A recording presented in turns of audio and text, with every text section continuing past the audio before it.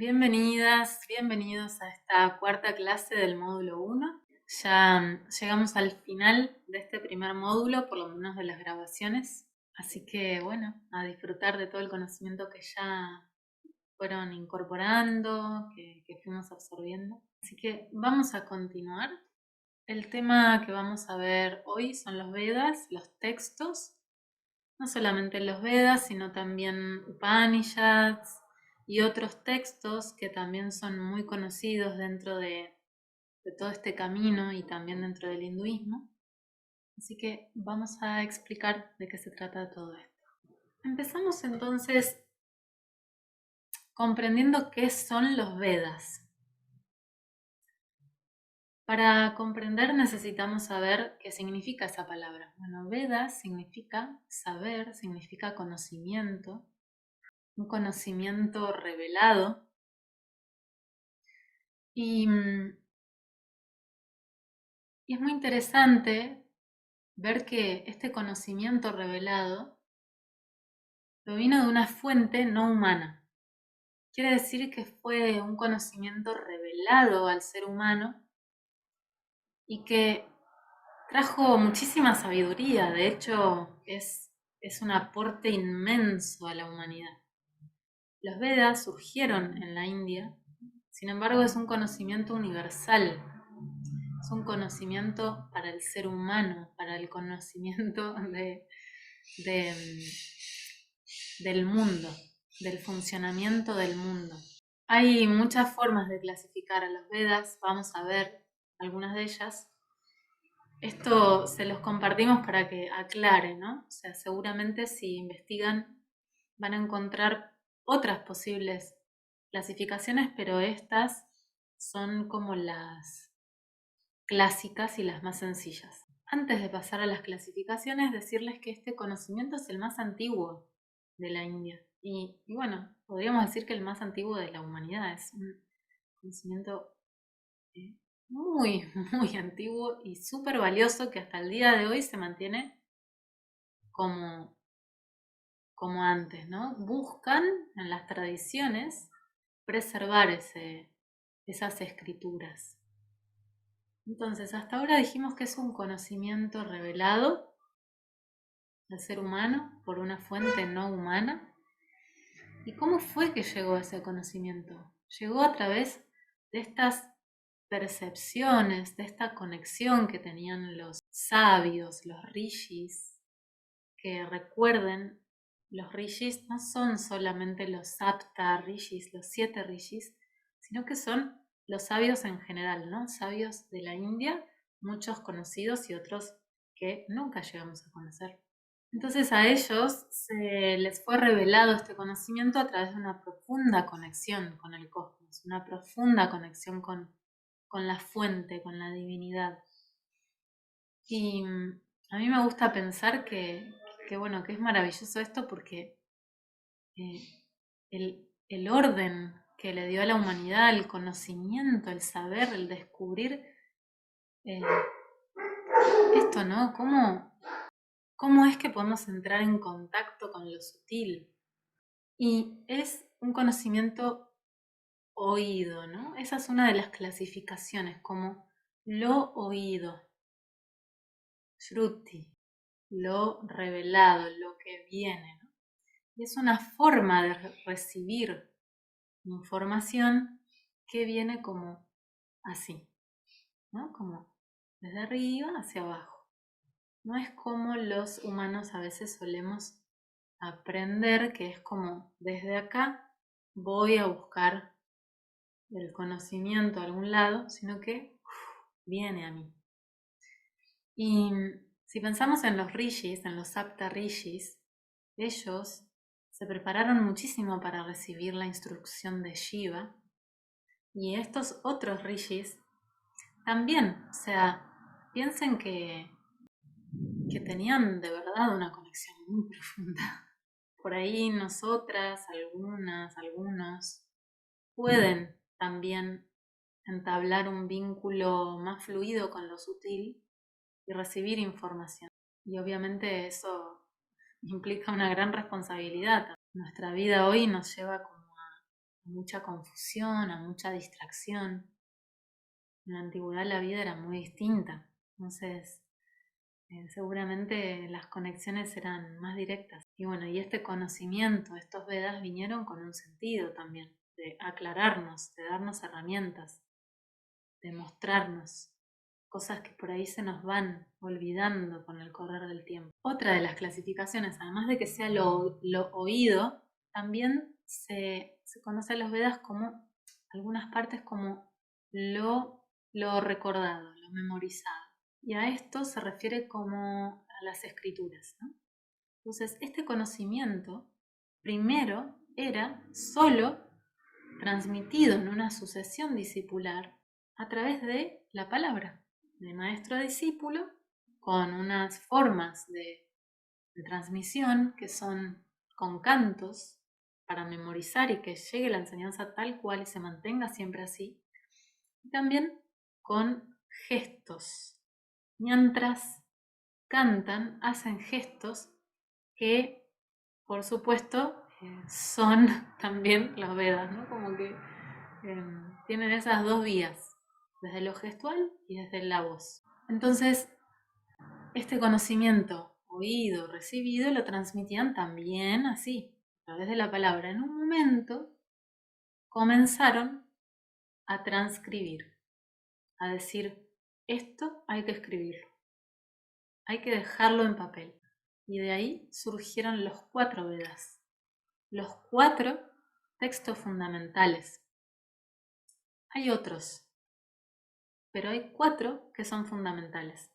En estas enseñanzas tan antiguas hay como una forma de clasificarlos, que es lo oído, los cantos y demás, y otra que es como lo recordado, lo memorizado, que tiene que ver más con la escritura, y también con algo que me gusta mucho cuando lo investigué, que es que por más de que uno esté recordando, eso en algún momento lo recibimos a través del oído. Entonces siempre viene de lo que escuché, de lo que recibí oralmente, en esa transmisión directa, ¿no? Pasamos a conocer un poquito estos 4 textos. Tenemos el Rig Veda, como vemos ahí, Yajurveda o Yajurveda, que no es Ayurveda, no es la medicina ayurvédica, es Yajurveda.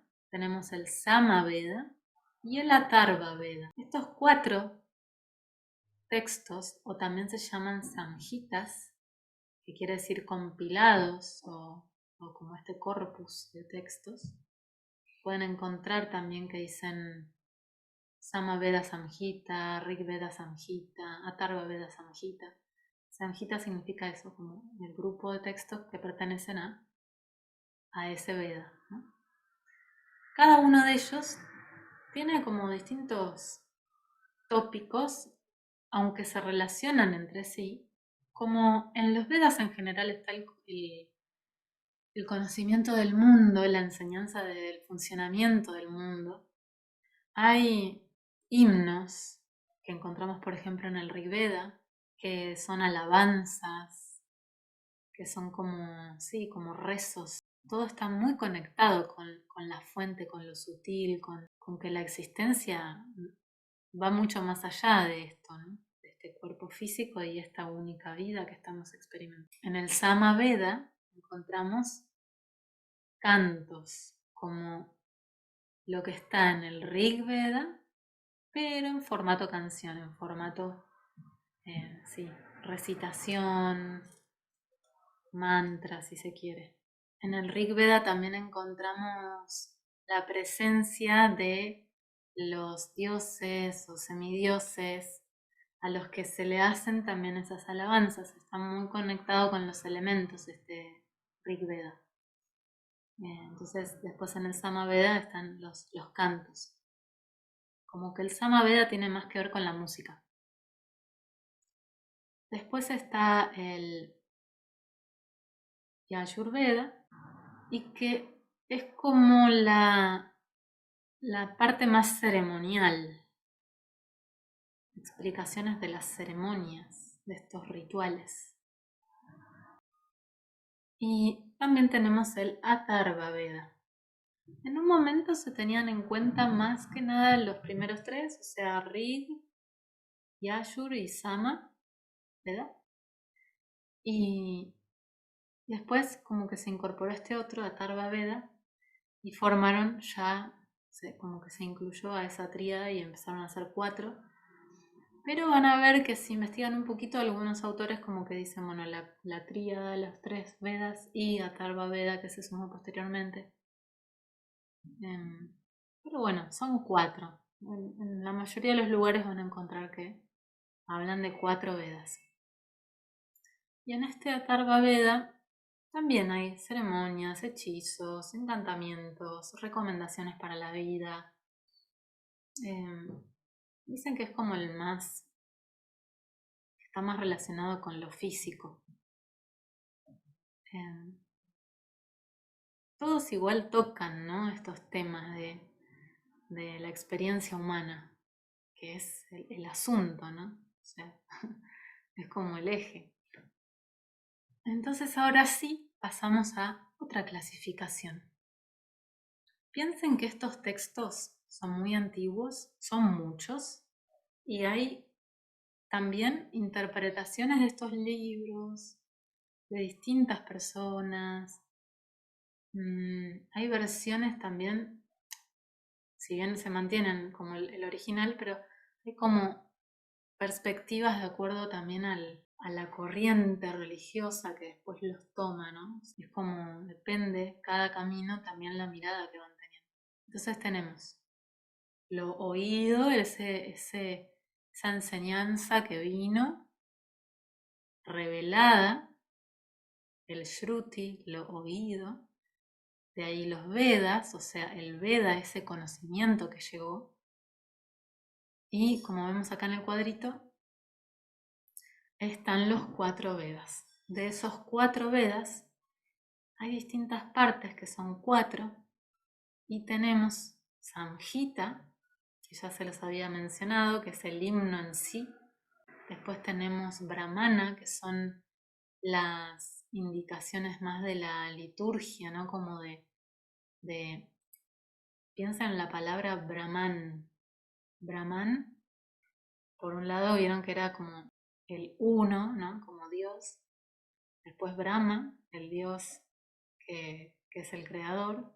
Y también los brahmanes, que son los sacerdotes. O sea, esa palabra vieron que es muy parecida y significa distintas cosas. Y en este caso, Brahmana es uno de las clasificaciones de los Vedas para hablar de estas instrucciones a los sacerdotes a la hora de realizar el ritual. Después tenemos a los Aranyakas.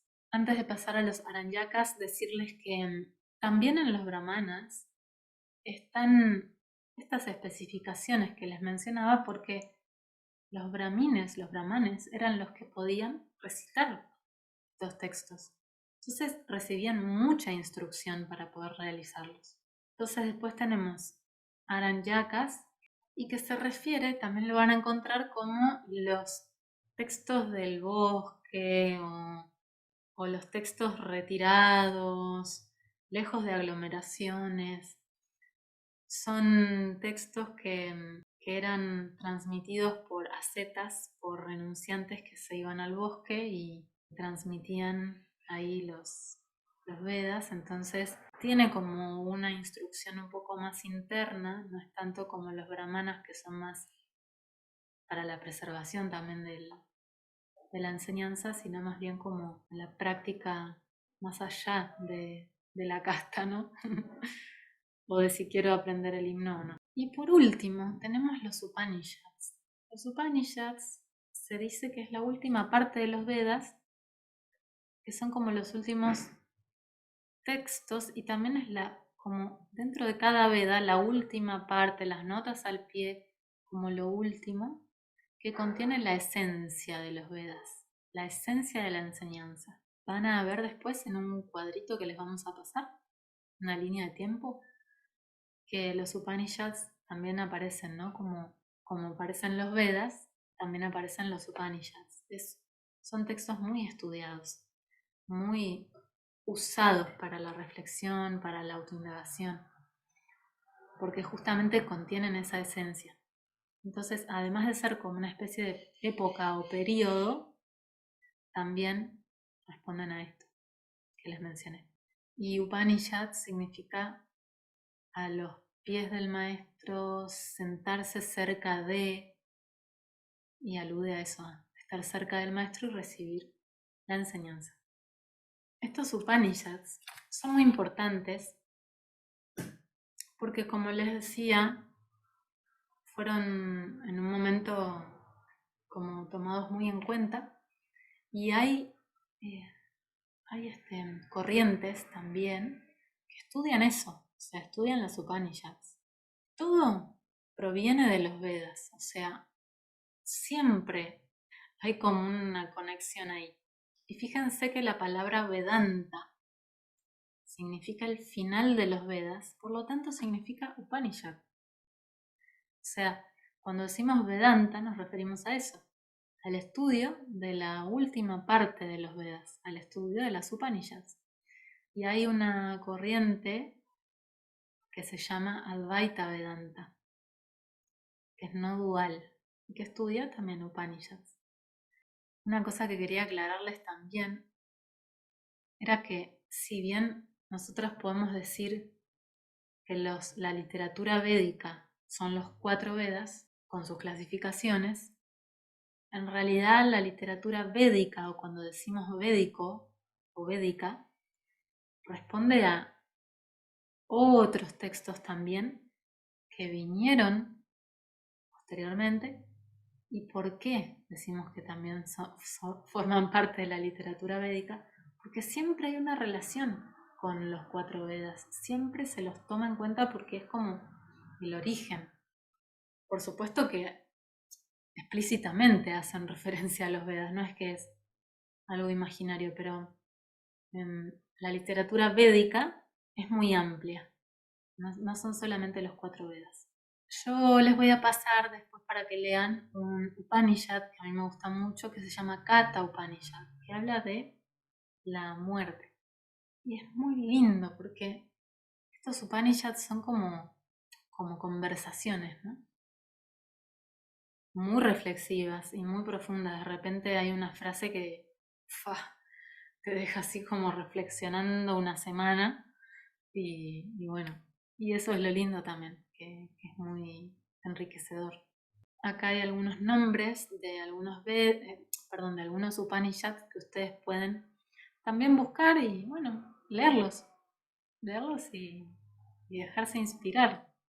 Además de todo esto, vieron que les decía que hay otros textos. Hasta ahora, como todo lo que estuvimos viendo responde a un movimiento de introspección, de conocimiento, de saber a través de los cantos, del silencio, de la meditación y no mucho más, ¿no? Y de ritos, de ceremonia. Y después vinieron otros textos que responden más a una investigación física, si se quiere, física energética. Antes de pasar a eso, decirles que dentro de los textos védicos está el Mahabharata, está el Bhagavad Gita, están los Puranas. Todos estos son textos muy importantes también. Y fíjense que, por ejemplo, el Mahabharata se dice que es la epopeya, el poema más grande e histórico, ¿no? Y son como 11 libros, más o menos. Uno de esos libros, uno de esos capítulos, es el Bhagavad Gita, que es un libro aparte. Hay versiones reducidas del Mahabharata para leer. Yo tengo una y estoy ahí como procesándola, porque es como todo el tiempo son historias adentro de otra historia y otra historia dentro de una historia, y así te va llevando, como está todo muy relacionado. Entonces estos textos los Vedas, los Upanishads, el Mahabharata, el Bhagavad Gita, los Puranas. Todo esto fue tomado por el hinduismo, o sea, es la base del hinduismo. Y también de otras corrientes, como les decía, la Advaita Vedanta, que no es esencialmente hinduismo, pero bueno, tocan, o sea, estudian los mismos textos con otra perspectiva. Por ejemplo, quienes adoran a Shiva van a tener una perspectiva, quienes adoran a Vishnu van a tener otra y así. Entonces les decía que hay otros textos que trajeron una investigación diferente que tiene que ver con el movimiento o la transformación, la alquimia corporal. Y de ahí surgió también los textos clásicos del Hatha Yoga. Por ejemplo, textos como el Hatha Pradipika, el Gheranda Samhita, el Shiva Samhita, entre otros, que se los llama como la literatura tántrica, o sea, ya son prácticas de transformación incluyendo al cuerpo.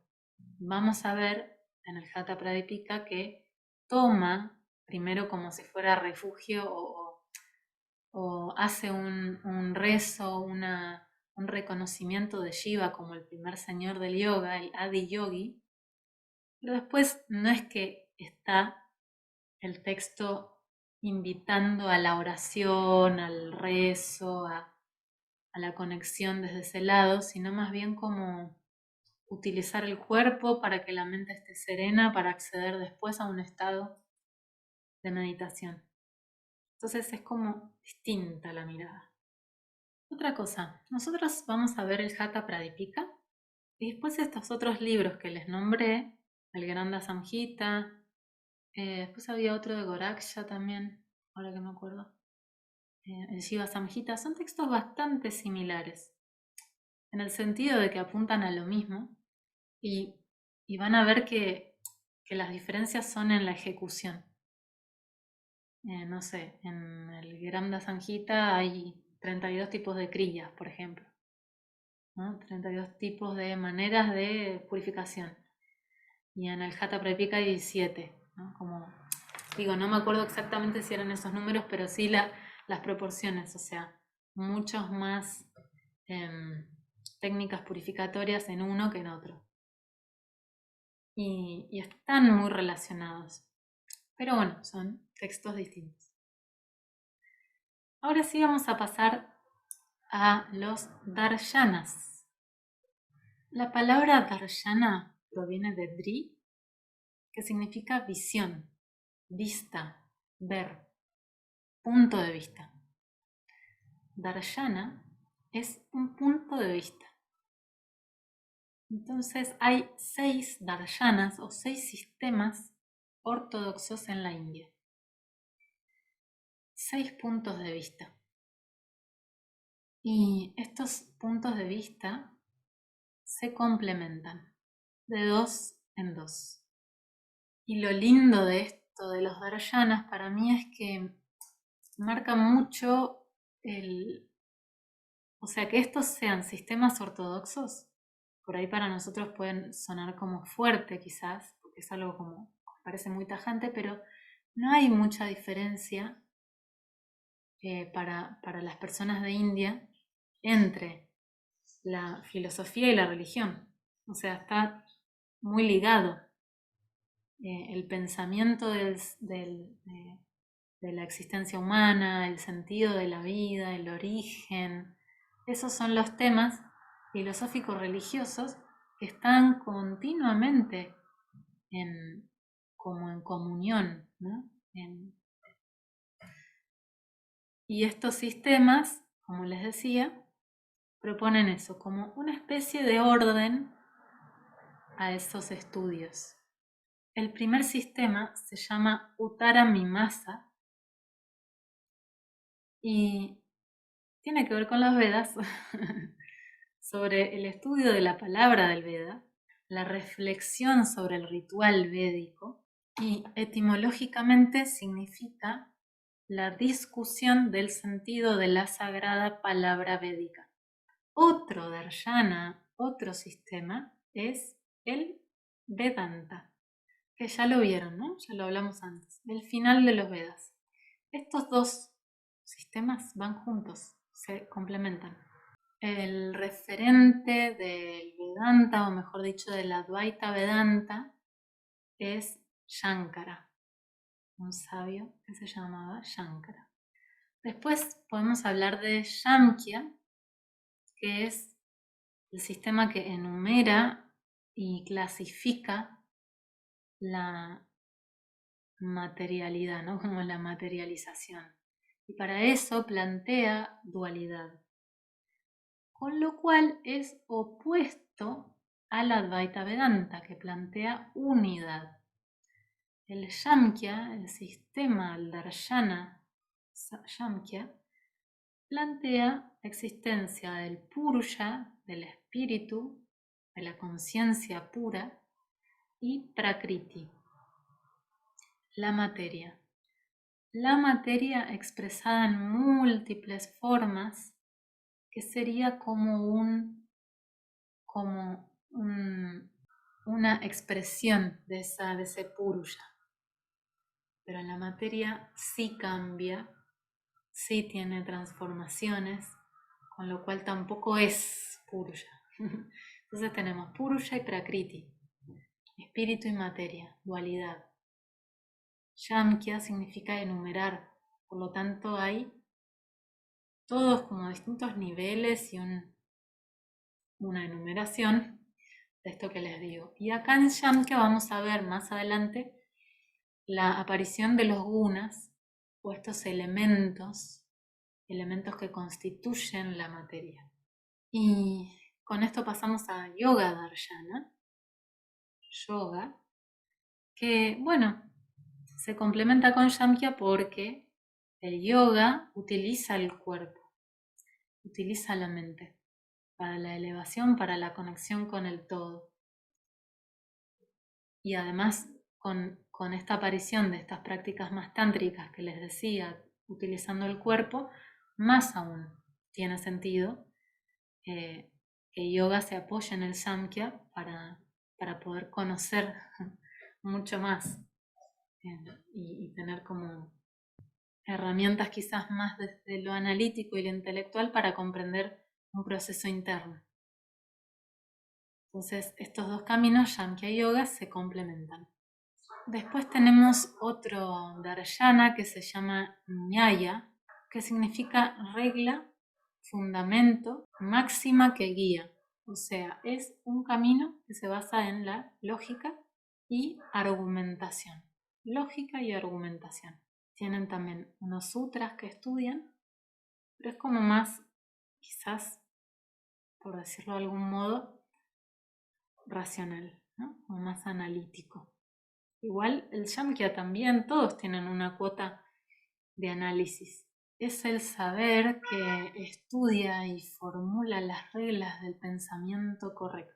Y después tenemos otro Darshana que es Vaishesika, que se complementa con el anterior, que lo que hace es estudiar lo suprasensible a través del orden también lógico, del análisis, desde una lógica formal, de una teoría del conocimiento, para explicar justamente esto, lo suprasensible.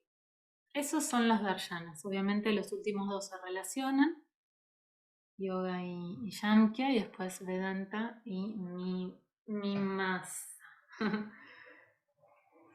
Siempre estoy a punto de decirle Mimasana. Ya estoy acostumbrada a agregarle asana al final a todo. Entonces, estos son los darshanas. Mencionamos también estos otros textos. Y nosotros vamos a estudiar en el próximo módulo a Patanjali. Y los textos de Patanjali son diferentes porque son sutras. No es lo mismo que, por ejemplo, los Upanishads, que son como conversaciones, el Hatha Pradipika, que también es en formato de verso y explicación de ese verso, o el Mahabharata, que es como un poema, una especie de novela. Estos son sutras y es diferente. Bueno, hasta aquí hemos llegado con el módulo 1. Una alegría inmensa poder transmitir esto. Pido disculpas de nuevo por las equivocaciones, los errores, todas las dudas que tengan. Si ven que me equivoqué en alguna palabra, díganmelo, así yo lo sé también y me puedo dar cuenta. Y bueno, nos vemos muy prontito. Muchas gracias.